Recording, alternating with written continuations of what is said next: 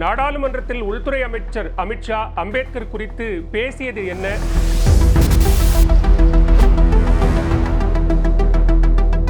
உள்துறை அமைச்சர் அமித்ஷா அவர்கள் பேசியதை திரித்து அதை அவர்கள் ஒரு பெரிய கலாட்டாவாக செய்து கொண்டிருக்கிறார்கள்.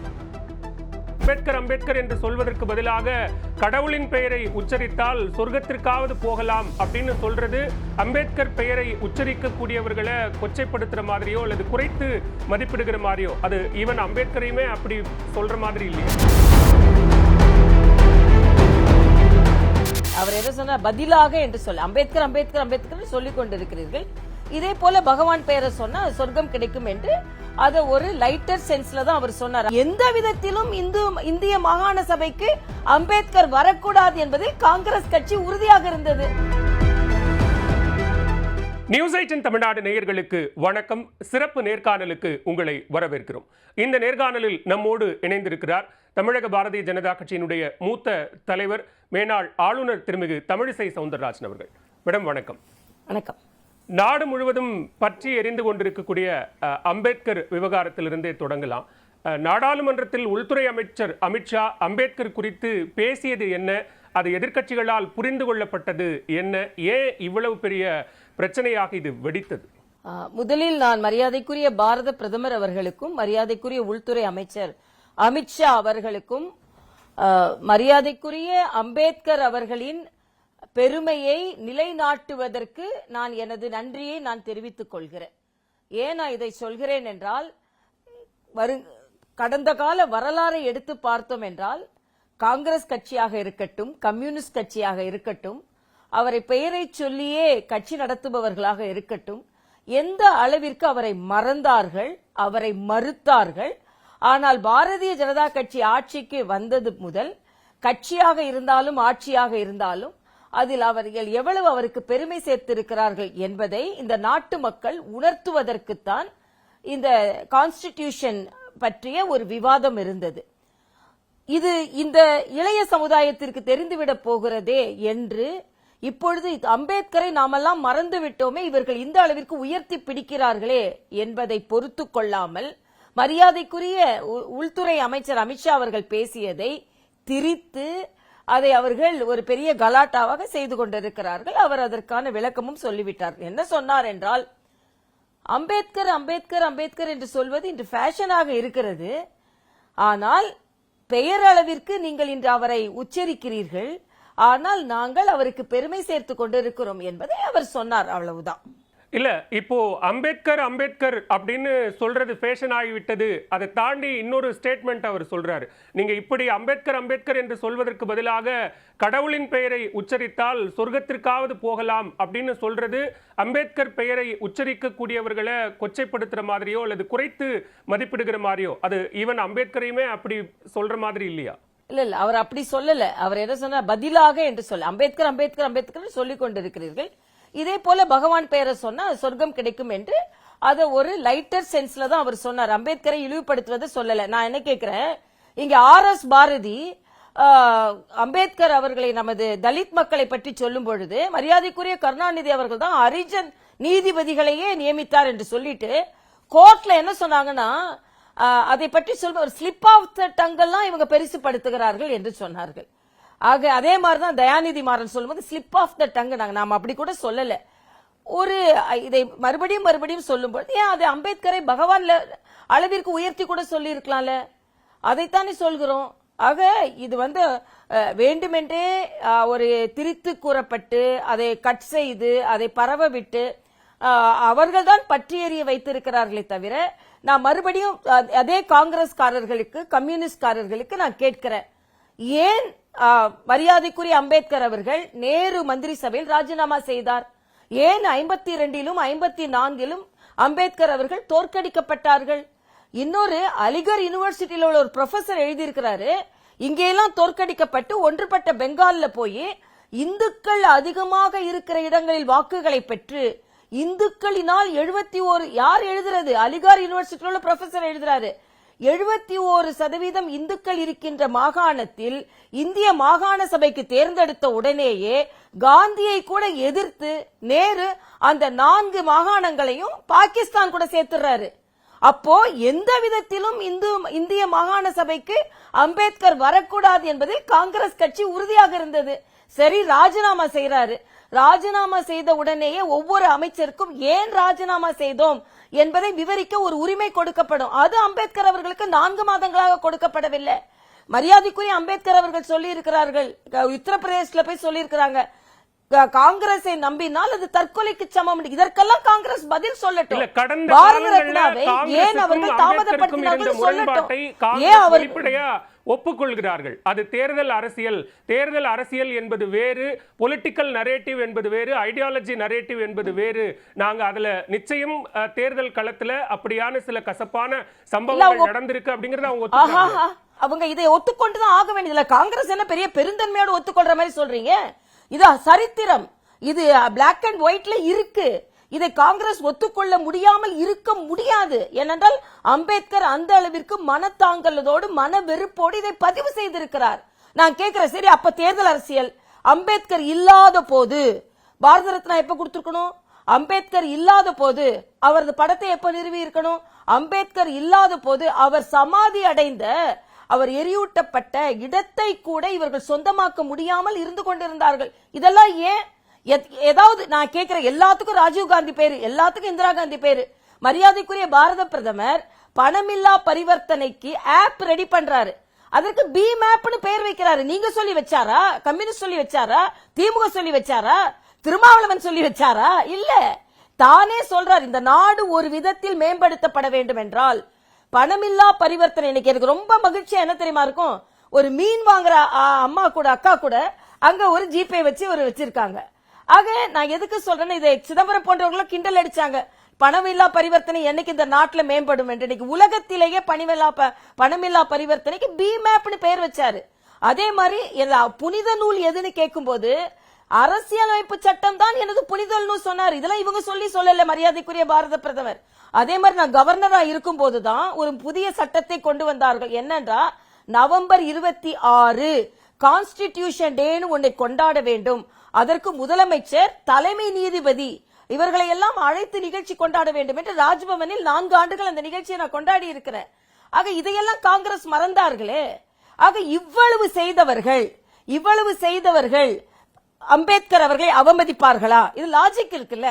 இல்ல, இப்போ தேர்தல் களத்திலே எதிர்த்து நிற்கக்கூடிய அம்பேத்கரை தோற்கடித்து விட்டால் அதுவே அம்பேத்கருக்கு செய்த துரோகம் அப்படின்னு அதை காயின் பண்றது சரியா இருக்குமா? தேர்தல் அரசியல்ல யார் எதிர்த்து நிற்கிறார்களோ அவர்களை தோற்கடிக்கிறது தானே தேர்தல் அரசியல். ஏன் தேர்தல் அரசியல் வெற்றி பெற வைக்க முடியாதா? அம்பேத்கருக்கு எதிராக அம்பேத்கர் அரசியலமைப்பு சட்டத்தை நிறுவி கொடுத்திருக்கிறார். அம்பேத்கர் ஒரு தாழ்த்தப்பட்ட மக்களின் பிரதிநிதி. அதனால காங்கிரஸ் நாங்க வேட்பாளர் நிறுத்த வைக்க போவதில்லை. அம்பேத்கர் போன்றவர்கள் நிச்சயமாக பாராளுமன்றத்திற்கு வர வேண்டும். தேர்தல் அரசியல் தோக்கடிச்சுதான் நீங்க தேர்தல் அரசியல் செய்யணுமா? அப்ப அம்பேத்கர் அவர்கள் நீங்கள் தனிப்பட்ட மனிதனாக, உயர்ந்த மனிதனாக சிந்திக்கவே இல்லையா? இன்னொரு வேட்பாளராகத்தான் நீங்கள் அம்பேத்கரை சிந்தித்தீர்களா? இதைத்தான் நான் கேட்கிறேன். தேர்தல் அரசியல் என்று மிக சும்மா சாதாரணமா லைட்டா பிரஷவே பண்றீங்களே, அப்ப ஒரு வேட்பாளராக மட்டும்தான் நீங்கள் நினைத்தீர்களா? அம்பேத்கரை வேட்பாளர்களை எல்லாம் தாண்டி அரசியலமைப்பு சட்டத்தை கொண்டு வந்தவர். அவர் தாழ்த்தப்பட்ட மக்களின் பிரதிநிதி. அவரின் சமுதாய கருத்துக்கள் பாராளுமன்றத்தில் பதியப்பட வேண்டும். அதனால் இவர் வெற்றி பெற்றே ஆக வேண்டும் என்ற எண்ணம் ஏன் உங்களுக்கு வரவில்லை? ஏன் வரல?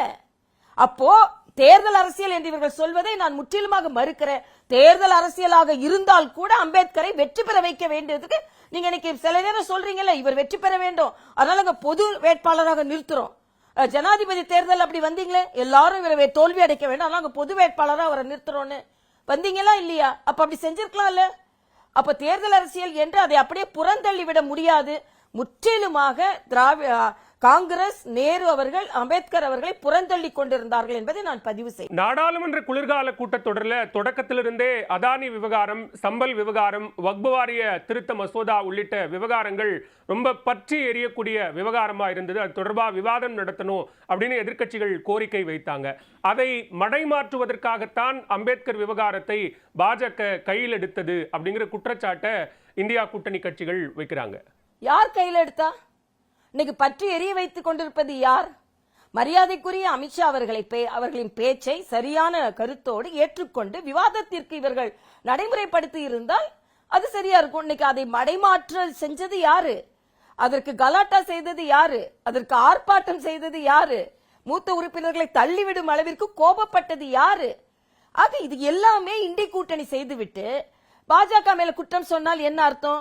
அதுக்கு சாயந்தரமே முக்கியமான அமைச்சர்களை வைத்துக்கொண்டு ஜனநாயக ரீதியாக இதைத்தான் நான் சொன்னேன் என்று மரியாதைக்குரிய உள்துறை அமைச்சர் அவர்கள் தெளிவுபடுத்தி விட்டார்கள் இந்த நாட்டு மக்களுக்கு. தெளிவுபடுத்தின பின்பும் நீங்க தான் ஆர்ப்பாட்டம் பண்றீங்க, நீங்க தான் எல்லா பிரச்சனையும் கொண்டு வரீங்க. மரியாதைக்குரிய அன்னைக்கு அம்பேத்கர் சொல்றாங்க. நான் இன்னைக்கு தமிழக தலைவர்கள் உட்பட சொல்றேன், அவரோட சரித்திரத்தை கூட இவர்கள் முழுமையாக கற்று தெரிந்திருக்க மாட்டார்கள். ஆனா அம்பேத்கர் ஒரு பேரை சொன்ன உடனே அதற்கு முன்னால் அவருக்கு நீங்கள் பெருமை சேர்க்காதவர்கள், அவரை நீங்கள் இன்று வெறும் பெயருக்காக பயன்படுத்துகிறீர்கள் என்ற உள்ளார்த்தம் தான் உள்துறை அமைச்சர். ஆனா பாஜக மேலதான் அந்த குற்றச்சாட்டை வைக்கிறாங்க. அடையாள அரசியல், பிற்படுத்தப்பட்ட தாழ்த்தப்பட்ட மக்களை முன்னிறுத்துகிறோம், குடியரசுத் தலைவரா முன்னிறுத்துறோம், எம்பியா முன்னிறுத்துறோம் அப்படின்ற பெயர்ல ஒரு அடையாள அரசியலை முன்னெடுப்பது பாஜக தான் அப்படின்னு குற்றம் சாட்டுறாங்க. ஆமா, அவர்களுக்கு அடையாளம் கொடுப்பதுதான் அடையாள அரசியல். ஆட்சியில் பகிர்வு கொடுத்திருக்கிறோமா இல்லையா? இன்னைக்கு அண்ணன் திருமாவளவன மரியாதைக்குரிய முதலமைச்சர் அவர்கள் சேர்த்திருக்காங்களா? ஆனா நாங்க அங்க எல்லா தலித் அமைச்சர்களை சேர்த்திருக்கோமே. அங்கே ராம்தாஸ் அந்துலே இருக்கிறாரு. அதே மாதிரி இந்த பாஸ்வானோட மகன் சொல்லி இருக்கிறார், இங்கே இந்த அளவிற்கு தலித்துகளுக்கு முக்கியத்துவம் கொடுத்த கூட்டணியை நான் பார்த்ததில்லை என்று சொல்லி இருக்கிறார். நீங்க இவ்வளவு முக்கியத்துவம் பேசுறீங்களா? ஒரு துணை முதலமைச்சரை தலித்தை கொண்டு வர வேண்டியது தானே? நீங்க தலித்துகளுக்கு நீங்கள் முக்கியத்துவம் கொடுக்கிறீர்கள் என்றால் நான் கேட்கிறேன், இன்னைக்கு மரியாதைக்குரிய அண்ணன் திருமாவளவன் போன்றவர்களையும் அவர்கள் கட்சியில் உள்ள சட்டமன்ற உறுப்பினர் யாராவது ஒருத்தர், நீங்க 2 துணை முதலமைச்சர்லாம் இருக்கிறாங்க நிறைய மாநிலங்களை, செய்ய வேண்டியது தானே, ஏன் செய்யல? அதே இது கருணாநிதி, மரியாதைக்குரிய கருணாநிதி அவர்கள் நீதிபதிகளாகவே ஹரிஜன்களை என்ற வார்த்தையை பிரயோகப்படுத்தாத வார்த்தைகள் எல்லாம் சொல்லி நீங்கள் பெருமை தேடிக் கொண்டிருக்கிறீர்கள். எல்லாவற்றையும் விடுங்க. 2020 டிசம்பர் வேங்கை வயல் அங்கே இந்த தலித் மக்கள் குடிக்கின்ற தண்ணீரில் மலம் கலந்தார்கள். இது என்ன பாகிஸ்தான் பார்டர்ல நடந்ததா இல்லனா யுக்ரைன் வாரா? ஒரு கிராமத்துல நடந்த ஒரு மலத்தை கலந்தவர்களை 2 வருடங்களாக உங்களை கண்டுபிடிக்க முடியல. அப்ப அந்த மக்கள் அந்த மலம் கலந்த தண்ணீரை குடித்துக் கொண்டிருந்தார்கள். அவர்களுக்கு உடல்நலம் சரியில்லாமல். இதை ஏன் நீங்க செய்யல? கள்ளக்குறிச்சியில இறந்தவர்கள் எத்தனை பேர்? எல்லாம் யாரு? அதற்கு நீங்கள் என்ன நடவடிக்கை எடுக்கிறீர்கள்? ஆக நீங்க தான் பெயரளவில் சொல்லிக்கொண்டு தலித் சமுதாயத்தை நீங்கள் வஞ்சிக்கிறீர்களே தவிர, மரியாதைக்குரிய பாரத பிரதமர் இன்னைக்கு அதிகமாக பாராளுமன்ற உறுப்பினர்கள், ஏன் நம்ம தம்பி முருகன் எந்த பிரிவை சார்ந்தவர்? அவருக்கு நீங்க தமிழக மக்கள் அங்கீகாரம் கொடுக்கலனா கூட நான் லோக்சபா முடியறதுக்குள்ளே அவரை நான் ராஜ்யசபா ஆக்குனது யாரு? அதே மாதிரி இன்னைக்கு அதிகமாக சட்டமன்றத்தில் சமீபத்தில் நடந்த மகாராஷ்டிரா தேர்தல்ல 2 தலித் சகோதரர்கள் தான் தோற்கடிக்கப்பட்டார்கள். மற்ற எல்லாரும் 46 பேர் கிட்ட பாரதிய ஜனதா கட்சி கூட்டணியில் தான் வெற்றி பெற்று இருக்கிறார்கள். நீங்க இவ்வளவு சொல்றீங்களே, உங்களோட சதவீதம் என்ன? நீங்கள் செய்தது என்ன? நீங்கள் எந்த திட்டத்திற்கு மரியாதைக்குரிய அம்பேத்கர் பெயரை வைத்தீர்கள்? நான் சென்னையிலனா அது இந்திரா காந்தி, சென்ட்ரல்ல இருந்தா காங்கிரஸ் ஆட்சி செல்லும் போது இந்திரா காந்தி பேர்ல ராஜீவ் காந்தி பேரு, ராஜீவ் காந்தி பேர்ல மட்டும் 14 ஏர்போர்ட் இருக்குங்க. அது ஹைதராபாடா இருந்தாலும் சரி, சென்னையா இருந்தாலும் சரி, டெல்லியா இருந்தாலும் சரி. அதே மாதிரி கலைஞர், இங்க கலைஞர் ஒரு நூலகத்துக்கு கலைஞர் பெயரை அம்பேத்கர் பெயரை வைக்கிறது இவ்வளவு பேசுறாருல முதலமைச்சர் அவர்கள். மிகுந்த பெரிய படிப்பாளி தானே மரியாதைக்குரிய அம்பேத்கர் அவர்கள். ஏன் மதுரையில் உள்ள நூலகத்துக்கு எல்லாத்துக்கும் கலைஞர் நூலகம், இப்ப திறக்க போறதுக்கும் கலைஞர் நூலகம்? ஒரு அம்பேத்கர் அவர்கள், அவர் தான் படிப்பாளி, மிகவும் பிற்படுத்தப்பட்ட குடும்பத்தில் பிறந்து தானே முன்வந்து படிப்பால் உயர்ந்தவர். ஏன் உங்க பெயரை ஒரு அம்பேத்கர் பெயரை வைப்பதற்கு கூட உங்கள் மனதில்லை, பின்பு ஏன் நீங்கள் அவர்களை பற்றி பேசுகிறீர்கள்? ஆனா மரியாதைக்குரிய பாரத பிரதமர் இன்னைக்கு அவர்களுக்கு ஸ்காலர்ஷிப் கொடுத்து, நான் வெளிநாடுக்கு போய் படிக்கும் போது நான் மிகவும் வேதனை அடைந்தேன். எங்களுக்கு தங்குறதுக்கு இடம் கிடைக்காது, சின்ன சின்ன இடத்துல நாங்க தங்கி கொண்டிருந்தோம். ஆனா அவர் லண்டன்ல படித்த இடத்தை வாங்கி இங்கே இருந்து தலித் குழந்தைகள் படிக்க போவதற்கு இலவசமாக தங்கும் இடத்தை ஏற்பாடு செய்திருக்கிறார்கள். இதெல்லாம் நீங்க காங்கிரஸ் என்னைக்கு செஞ்சீங்கன்னு நான் கேட்கிறேன். கான்ஸ்டிடியூஷனை மதிக்கல, 77 முறைக்கு மேல கான்ஸ்டிடியூஷனை மாத்தியாச்சு. இன்னொன்று வேதனையோடு சொல்கிறேன், நான் விக்டிம் ஆஃப் எமர்ஜென்சி. நான் பள்ளி மாணவியா இருக்கும்போது எங்க அப்பா 10 மாசம் ஜெயில இருக்கிறாங்க, என் தங்க பிறக்கிறா, நான் ஒரு அழுது கொண்டே எங்க அம்மாவை கொண்டு நான் பிரசவ வலியால நான் சேர்க்கிறேன். எமர்ஜென்சியால நாங்கள் துன்பப்பட்டவர்கள் நாங்கள். அப்ப எங்க போனது கான்ஸ்டிடியூஷன்? எங்க போனது உங்களது பேச்சுரிமை? எங்களை போன்ற ஒரு குழந்தைகள் பாதிக்கப்பட்டோம் தெரியுமா? நானு 10வது படித்துக் கொண்டு இருக்கிறேன். என்னோட தங்கச்சி பிறக்கிறா, யாரும் கிடையாது, அழுது கொண்டே மருத்துவமனைக்கு எங்க அம்மா கூட்டு போறேன், ஏன்னா எங்க அப்பா பிரிசன்ல இருக்காங்க. இதெல்லாம் யாரு? ஒரு அரசியல்வாதியை நீங்க சிறையில் தள்ளுவீர்கள், அவங்க குடும்ப பாடு கஷ்டப்படணும், இதையெல்லாம் பார்த்து கொண்டு நீங்க கான்ஸ்டிடியூஷனை பத்தி பேசுவீங்களா? எனக்கு ரொம்ப கெட்ட கோபம் வரும். ஏன்னா நானெல்லாம் கான்ஸ்டிடியூஷனை மதிக்காமல் நீங்கள் கொண்டு வந்த அவசர நிலை பிரகடனத்தினால் பாதிக்கப்பட்டவள். நான் சின்ன குழந்தையா இருக்கும்போது மிகப்பெரிய வடுவாக எனது மனதில் இருக்கிறது. நான் மட்டும் இல்ல, இந்த மாதிரி எத்தனை குழந்தைகள் பாதிக்கப்பட்டிருப்பார்கள், எத்தனை குடும்பங்கள் பாதிக்கப்பட்டிருக்கும். ஆக நீங்க நினைக்கும் போது அம்பேத்கர்னா உடனே நீங்க தேர்தல் அரசியல் சொல்வீங்க, எமர்ஜென்சினா நாங்க மன்னிப்பு கேட்டுட்டோம்னு சொல்வீங்க. அவசர நிலையையும் தேர்தல் அரசியலையும் தான் அம்பேத்கருக்கு காங்கிரஸ் இழைத்த துரோகம் அப்படின்னா, இங்க வாஜ்பாயினுடைய ஆட்சியை ஒரு அற்ப ஆயுளில் அதிமுக கவிழ்த்து விட்டது, அந்த அதிமுகவோடு நரேந்திர மோடி கூட்டணி வைத்துக் கொள்கிறார் என்று சொன்னால் அது மோடி வாஜ்பாய்க்கு செய்யும் துரோகம் அப்படின்னு புரிஞ்சுக்கணுமா? இல்ல, அப்ப நீங்க தேர்தல் அரசியல் இதை எடுத்துக்க கூடாதா? வலிமையான எதிரியை தோற்கடிப்பதற்கு நான் இன்னொன்னு கேட்கிறேன். இங்க திராவிட அண்ணன் திருமாவளவன் முதற்கொண்டு இன்னைக்கு அண்ணன் ஸ்டாலின் முதற்கொண்டு ஒரு கேள்வியை கேட்கிறேன். இலங்கை தமிழர்கள் கொல்லப்பட்டதை நீங்கள் பெருசா எடுத்துக்கொள்ளலையா? அன்னைக்கு இலங்கை தமிழர்கள் கொல்லப்பட்டதற்கு காரணமாக இருந்தது காங்கிரஸ் ஆட்சி.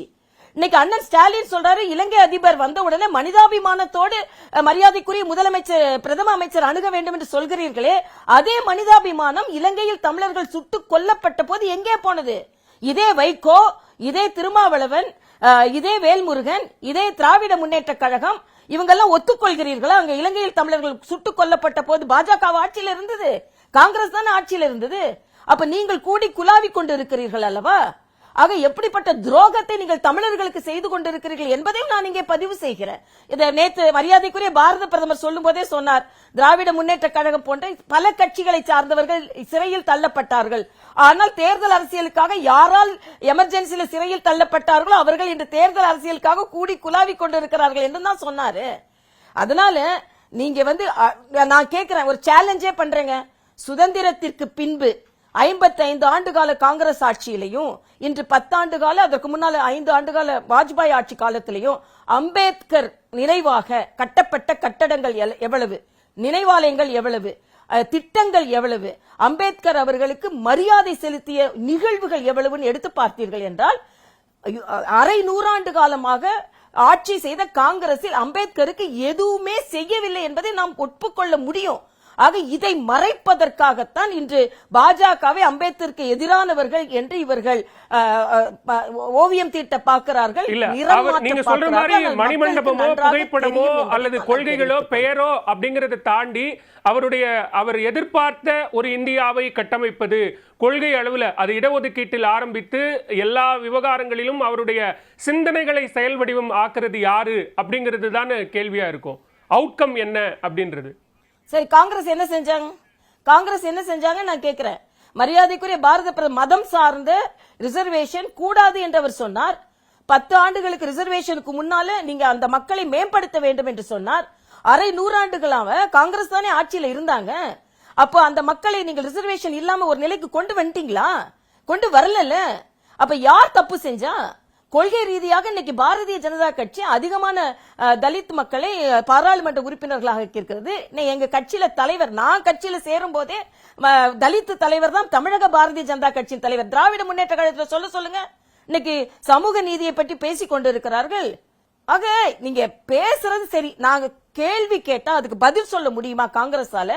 அதற்கு பதில் சொல்ல முடியுமா திராவிட முன்னேற்ற கழகத்தினால? ஏன் அண்ணன் திருமாவளவன், அதாவது மத்திய பாட நூல்ல மரியாதைக்குரிய அம்பேத்கர் அவர்களே நேரு சாட்டை அடிப்பதை போல ஒரு கார்ட்டூன் போட்டது பாஜக போன்றவர்கள் எதிர்ப்பாளதான் நீக்குனாங்க. அப்ப அண்ணன் திருமாவளவன் எதிர்த்து திராவிட முன்னேற்ற கழகம் காங்கிரஸை எதிர்த்து பேசினாரா இல்லையா? அப்ப இன்னைக்கு அவங்க கூட கூட்டணி வைத்துக் கொண்டு பாஜகவை எதிர்த்து பேசிக் கொண்டு இருக்கிறார். அதனால கொள்கை ரீதியாகவும் சரி, பெயர் ரீதியாகவும் சரி, இந்த சின்ன சின்ன விஷயங்களுக்கு கூட மரியாதைக்குரிய அம்பேத்கர் அவர்களுக்கு கொடுக்கும் வாய்ப்பை இன்னைக்கு போஸ்ட் கிராஜுவேட் படிக்கணும்னு சொல்ற தாழ்த்தப்பட்ட மக்களுக்கு அம்பேத்கர் பெயர்ல ஸ்காலர்ஷிப் கொடுக்கப்படுகிறது மரியாதைக்குரிய பாரத பிரதமர் அவர்களினால். நான் பாண்டிச்சேரியில அட்மினிஸ்ட்ரேஷன்ல இருந்ததுனால சொல்றேன், தலித் குழந்தைகளுக்கும் தலித் மக்களுக்கு எவ்வளவுக்கு அவ்வளவு ப்ரொவிஷன் ஒவ்வொரு திட்டத்திலும். முத்ரா வங்கியில கடன் கொடுக்கறதுல 3ல ஒருத்தர் தலித்தா இருக்கணும், 3ல ஒருத்தர் எஸ்டி பிரிவா இருக்கணும், 3ல ஒருத்தர் மகளிரா இருக்கணும். இப்படி என்று காங்கிரஸ் திட்டங்களை கொண்டு வந்தது நீங்க சிந்தித்து பாருங்கள். ஓகே, எதிர்க்கட்சி தலைவர் ராகுல் காந்தி அவர்கள் ஒரு பெண் எம்பியை தாக்க வந்தார் அப்படின்னு ஒரு கேரக்டர் அசாசினேஷனை பாரதிய ஜனதா கட்சி செய்கிறது அப்படிங்கிற குற்றச்சாட்டை காங்கிரஸ் வைக்கிறாங்க. குற்றச்சாட்டை வைக்கிறாங்களா? அந்த எம்பியே சொல்றாங்கங்க. அந்த எம்பியே எந்தவித செயற்கை தன்மையும் இல்லாமல் அவர்களே வந்து சொல்கிறார்கள். அவர்கள் என்ன நிலைமையில் அவர்கள் உணர்ந்தார்கள் என்று சொல்கிறார்கள். கடிதம் கொடுக்கிறார்கள் மரியாதைக்குரிய குடியரசு துணைத் தலைவரிடம். வெளியே வந்து கிளியரா சொல்றாங்க, எந்தவித தயக்கமும் இல்லாமல் சொல்கிறார்கள். அதே இது ராகுல் காந்தி தான் நம்ம பார்த்தோமே, வந்து அடிபட்டுட்டு போய் பாக்குறாரு. நமக்குன்னா ஒரு பதப்பதைக்கும், ஐயோ ஒரு 70 வயசுக்காரருக்கு ரத்தம் வருதே, தெரியாம பண்ணிட்டோமோ, என்ன ஏதுன்னு கூட கேட்காம, அப்படியா நான் தள்ளதுனால அவர் காயம் வரலன்னு போயிட்டே இருக்கிறாரு. அப்போ எந்தவித மன உணர்வு, எந்தவித மனித உணர்வு அவர்களுக்கு இருக்கிறது என்று நமக்கு தெரிகிறது. அதனால ஒரு பெண், அதாவது ஒரு பெண் தனக்கு, அது ஒரு பாராளுமன்ற உறுப்பினர், அது ஒரு பழங்குடி இனத்தை சார்ந்தவர், ஒரு கருத்தை முன்வைக்கிறார் என்றால் அதை ரொம்ப தீவிரமாக எடுத்துக்கொள்ளக்கூடிய ஆட்சி இது நாடாக இருக்க வேண்டும். ஆக இவங்க சொன்னாங்கன்னா உடனே சும்மா சொல்றாங்க, மத்தவங்க சொன்னா சரியா சொல்றாங்கன்னு எடுத்துக்கொண்டா எப்படி? ஒரு பெண் பாராளுமன்ற உறுப்பினர், பழங்குடி இனத்தை சார்ந்தவர், மிகவும் பிற்படுத்தப்பட்ட மாநிலங்களில் இருந்து வந்திருப்பவர் சொல்கிறார் என்றால் அதை தீவிரமாக எடுத்துக்கொள்ளுங்கள். இன்னைக்கு ராகுல் காந்தி கூட அதை மறுக்க முடியாது என்பதைத்தான் நம்ம காண்பிக்கிறோம். எல்லாத்துக்கும் புகைப்பட தொலைக்காட்சி ஆதாரங்கள் இருக்கிறது என்பதை நாம் பார்த்து கொண்டு இருக்கிறோம். அம்பேத்கர் விவகாரத்துல கிட்டத்தட்ட தமிழ்நாட்டில் இருக்கக்கூடிய அல்லது மற்ற மாநிலங்களில் இருக்கக்கூடிய எல்லா தலைவர்களும் எதிர்வினை ஆற்றாங்க. கூட்டணி அரசு அல்லது கூட்டணியில் இடம்பெற்றிருக்கக்கூடிய காரணத்தினால நிதிஷ்குமார், சந்திரபாபு நாயுடு போன்றவர்கள் மௌனம் காக்கிறார்கள். ஆனா தமிழ்நாட்டிலிருந்து அதிமுக தரப்புல யாரும் எதுவும் பேசல.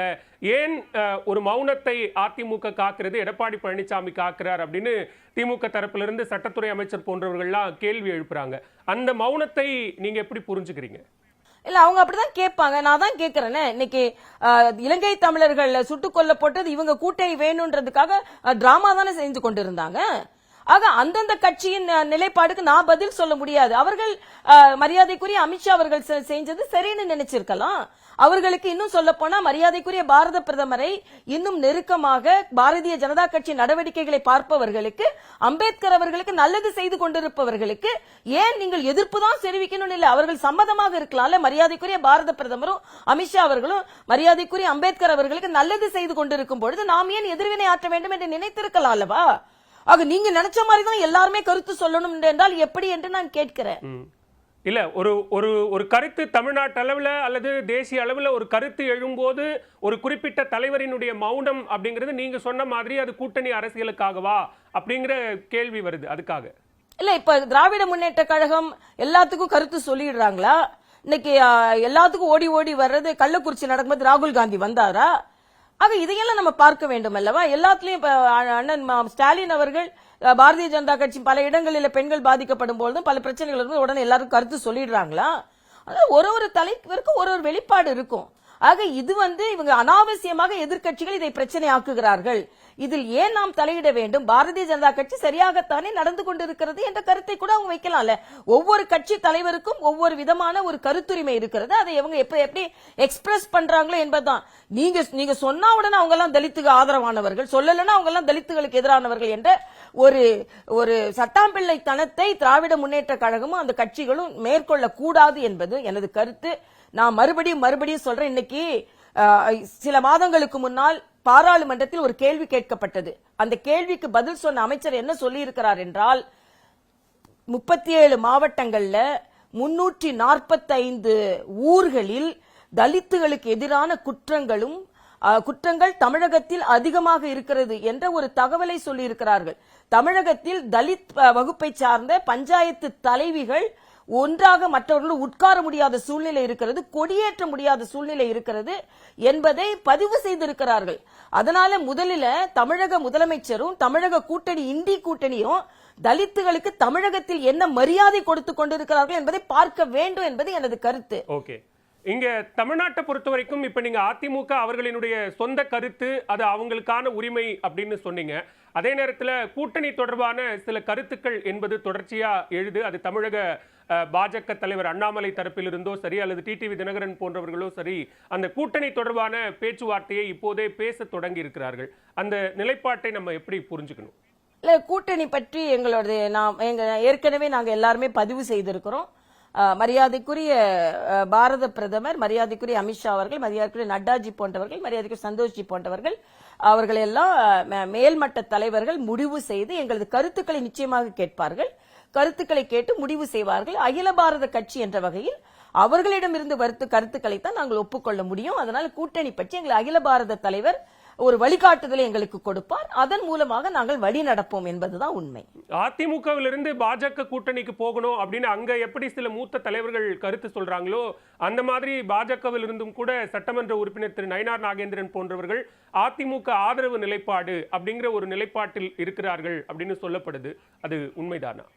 இல்ல, ஒவ்வொரு தலைவர்களுக்கும் அவர்கள் எல்லாம் களத்தில் இருக்கும் போது இப்படி இருந்தால் நன்றாக இருக்குமே என்று ஒவ்வொரு தலைவர்களுக்கும் ஒரு கருத்து இருப்பது தவறில்லையே. இது என்ன திராவிட முன்னேற்ற கழகமா? கூட்டணி கட்சி திருமாவளவன் கூட இன்னொரு கூட்டத்துக்கு போகணும்னா அங்க முதலமைச்சர்கிட்ட கேட்டுட்டு தான் போகணும்னு ஜனநாயகமற்ற சூழ்நிலை கூட்டணி கட்சிகள்கிட்ட இருக்கு. எங்க கட்சியில அப்படி இல்ல. சட்டமன்ற குழு தலைவர் அவருக்கு என்ன தோன்றுகிறதோ அதை அவர் சொல்கிறார். ஆனால் முடிவு என்ன என்றால் அகில பாரத தலைவர் என்ன சொல்கிறார் அந்த முடிவை நாங்கள் பின்பற்றுவோம். ஆக என் கட்சி ஜனநாயக முறைப்படி உள்ள கட்சி. எப்படி இருக்க வேண்டும் என்று மாநில தலைவர் அவருக்கும் உரிமை இருக்கிறது. இவர் சட்டமன்ற தலைவர் அவருக்கு உரிமை, எனக்கும் கூட எப்படி இருக்க வேண்டும் என்று சொல்லும் உரிமை இருக்கிறது. ஆக அந்த உரிமை இருக்கிறது. ஆனால் உண்மையில் நடைமுறைப்படுத்துவது இது அகில பாரத கட்சி என்பதால் அவர்கள் முடிவு செய்து எங்களுக்கு சொல்வார்கள். எங்களுடைய எல்லாருடன் ஒற்றை குறிக்கோள் மக்கள் விரோத திராவிட முன்னேற்ற கழகம் தோற்கடிக்கப்பட வேண்டும். அதுதான் எங்க எல்லாரோட ஒற்றை குறிக்கோளாக இருக்க முடியும். அந்த ஒற்றை குறிக்கோள்ல திமுகவை அல்லது திமுக கூட்டணியை எதிர்ப்பவர்கள்லாம் ஓர் அணியில வரணும் அப்படிங்கிற அழைப்பு விடுக்கிற நேரத்துல தமிழக வெற்றி கழகம் தலைவர் விஜய் போன்றவர்கள் தனித்து நிற்கிறார்களா? அவர் பாஜகவை கடுமையாக விமர்சிக்கிறார். அம்பேத்கர் விவகாரத்துல மத்திய அமைச்சர் அமித்ஷாவுக்கு நிறைய கண்டனங்களையும் தெரிவிச்சிருக்கிறார். அதை எப்படி பார்க்கிறீங்க? அதாவது அவர் இப்பதான் கட்சி ஆரம்பித்திருக்கிறார். அவரோட பலம் என்ன, அவர் சொல்வது மக்களிடம் எவ்வளவு எடுப்படுகிறது, இதெல்லாம் பார்த்துதான் நம்ம சொல்ல முடியும். ஆனா அதிகாரப்பூர்வமாக தேர்தல் களத்தில் ஏற்கனவே அனுபவம் பெற்ற கட்சிகள் எல்லாம் தங்கள் நிலைப்பாடு இன்னும் ஒரு வருஷம் இருக்கு, அப்போ அவங்க எல்லாம் சேர்ந்து முடிவு பண்ணுவாங்க. திராவிட முன்னேற்ற கழக கூட்டணியா அந்த கூட்டணியா இருக்குமான்னு தெரியல. அந்த கூட்டணியில இருந்து சில பேர் பிரிஞ்சு எதிர்கூட்டணிக்கு போகலாம், வேறு வேறு கூட்டணிக்கு போகலாம். அதனால ஆளும் கட்சி கூட்டணியும் இன்னும் முழுமையடையவில்லை, எதிர்கட்சி கூட்டணியும் இன்னும் முழுமையடையவில்லை. இன்னும் காலம் இருக்கிறது. இதையெல்லாம் பார்த்து முடிவு செய்யலாம். ஆனா மக்களுக்கான நல்லது செய்கின்ற ஆட்சி வர வேண்டும் என்பதுதான் எங்களது கருத்தாக இருக்கிறது. நிறைவான ஒரு கேள்வி. விரைவில் ஒரு பழம்பெரும் அல்லது பாரம்பரிய ஒரு அரசியல் குடும்பத்தினுடைய வாரிசாக திரு EVKS இளங்கோவன் மறைவை தொடர்ந்து ஈரோடு கிழக்குக்கு எந்நேரமும் இடைத்தேர்தல் அறிவிக்கப்படலாம் அப்படிங்கிற ஒரு சூழல் உருவாகி இருக்கிறது. பாரதிய ஜனதா கட்சி தரப்பிலிருந்து அங்க யார் போட்டியிடுவார்? மாநில தலைவர் அண்ணாமலை அங்க போட்டியிடுவதற்கான வாய்ப்பு இருக்கா? இல்ல, இதுக்கு பதில் சொல்றது நான் சரியான நபர் கிடையாது. என் கட்சியில கூட்டு தலைமை தான், எல்லாரும் சேர்ந்துதான் முடிவெடுப்பாங்க. அதனால நாங்கள் நிற்கிறோமா நிற்கவில்லையா, வேற யாருக்காவது ஆதரவு கொடுக்கிறோமா என்று. ஆனா திராவிட முன்னேற்ற கழக ஆட்சியில் ஒரு அவசரத்தன்மை தெரிகிறது. அவர் இறந்து 2-3 நாட்கள் ஆவதற்கு முன்னாலே நோட்டிபிகேஷன் கொடுக்கறாங்க. இதுக்கு முன்னால பல நாட்கள் கழிச்சுதான் நோட்டிபிகேஷன் கொடுத்தாங்க. இப்பவே முதலமைச்சர் போய் ஈரோடுல போய் இப்பவே தேர்தல் வேலை ஆரம்பிச்சிட்ட மாதிரி சில நாட்கள் கூட ஆகல. அதற்காக சில வாக்குறுதிகளை கொடுக்கிறார்கள். அதனால திராவிட முன்னேற்ற கழகத்தில் ஒரு அவசரம் தெரிகிறது. அவங்க திருப்பி காங்கிரஸுக்கு கொடுப்பாங்களா இல்லைன்னா திமுகவை நிக்கணும் இல்ல. அது ஏன் இல்ல அது ஏன் இப்போ நடக்குது, இப்போ இந்த நேரத்துல நடக்குது, ஏன் இந்த வாக்குறுதிகள், ஏன் நோட்டிபிகேஷனுக்கு அவ்வளவு அவசரமா உடனே நோட்டிபிகேஷனுக்கு அவங்க கொடுத்தாங்கன்றதெல்லாம் ஒரு கேள்விக்குறியாகத்தான் இருக்கிறது. நாம என்னதான் நம்ம சாக்கு போக்கு சொன்னா கூட அரசியலை உற்று நோக்குபவர்கள் திராவிட முன்னேற்ற கழகத்திடம் ஒரு அவசரம் தெரிகிறது என்பதைத்தான் நான் ஒரு அரசியல் நோக்கராக இங்கே பதிவு செய்கிறேன். எங்கள் கட்சியை பொறுத்த மட்டில் அதை எப்படி இடைத்தேர்தலை எதிர்கொள்வது என்பதை கட்சி தலைவர் மத்திய தலைமை முடிவு செய்து எங்களுக்கு அறிவிக்கும். அதன்படி நாங்கள் ஏற்றுக்கொள்வோம். மிக்க நன்றி திருமிகு தமிழிசை. இந்த இன்றைய அரசியல் சூழல் குறித்த பல்வேறு கேள்விகளுக்கும் எங்களோடு இணைந்து பதிலளித்தமைக்கு மிக்க நன்றி. மீண்டும் மற்றொரு நேர்காணலில் சந்திக்கலாம். நன்றி, வணக்கம்.